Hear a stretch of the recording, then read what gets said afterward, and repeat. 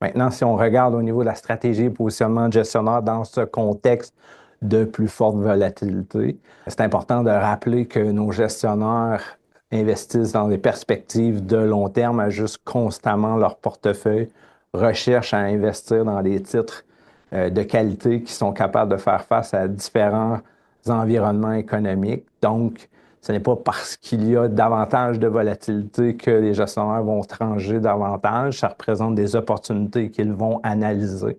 Et dans ce contexte-là, nos gestionnaires, de façon générale, étaient positionnés plus défensifs en début de période. C'est ce qui explique les bons résultats obtenus. Plus concrètement, au niveau de fonds de revenus fixes, durant la période, ce que l'on a vu, c'est que nos gestionnaires, en début de période, étaient positionnés relativement près de l'indice en termes de durée, durée étant une mesure qui sert à évaluer la sensibilité du portefeuille au mouvement de taux d'intérêt.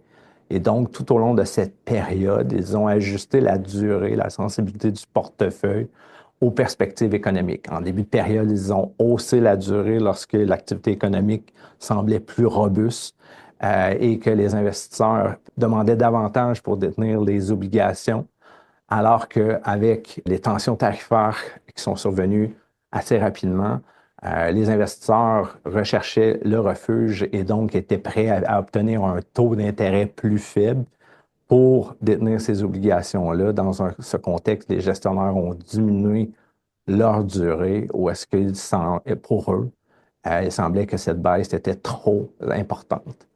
Un autre type de transaction que les gestionnaires peuvent faire dans une période aussi volatile, c'est au niveau des obligations de rendement réel, toujours pour les titres de revenus fixes.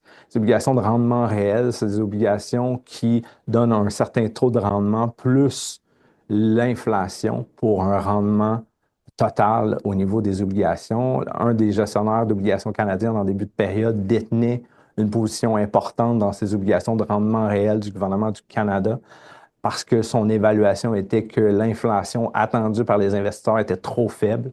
Évidemment, avec les tensions tarifaires, les anticipations d'inflation ont augmenté de façon importante et donc le gestionnaire a vendu ses positions à profit durant la période pour acheter des obligations du même émetteur, le gouvernement, toujours du gouvernement du Canada, mais en taux nominaux, taux totaux, qui inclut à la fois l'inflation et le rendement pour détenir ce titre.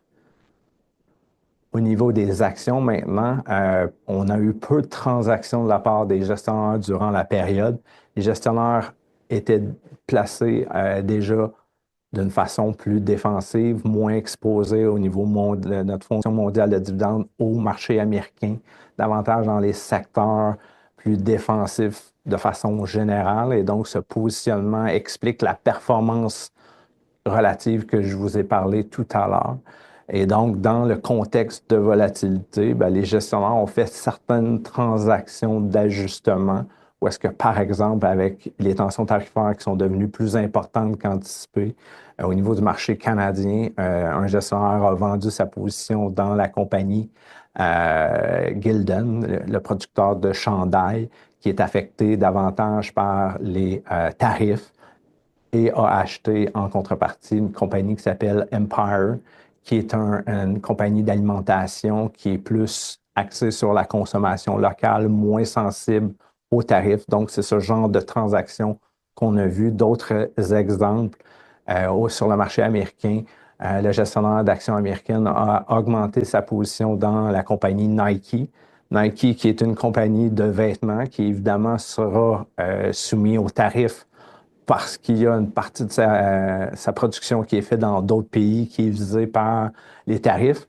Mais le gestionnaire croit que la compagnie Nike, la marque de commerce, peut supporter ces tarifs et que le consommateur sera prêt ultimement à payer plus cher et donc s'en sortira mieux et donc augmenter la position dans ce contexte.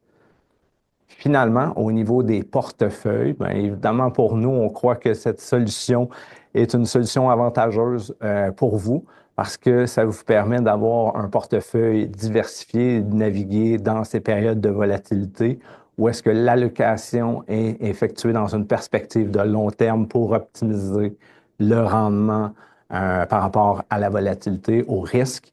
Et le rééquilibrage qui est fait à même la gestion des portefeuilles permet de retirer l'émotion de la décision et donc est soigneusement calibré pour éviter de faire des transactions précipitées qui pourraient s'avérer être erronées. En conclusion, nous croyons que la période de volatilité comme celle que nous vivons actuellement permet de mettre en valeur l'offre de fonds basée sur une approche de gestion active et diversifiée. Cette approche permet de saisir des opportunités et d'atténuer des risques afin d'obtenir un meilleur rendement ajusté pour le risque à long terme. Pour vous à la maison, la meilleure chose selon nous est d'avoir un plan et surtout de le maintenir dans ces périodes de volatilité pour atteindre vos objectifs. Merci pour votre attention et bonne journée.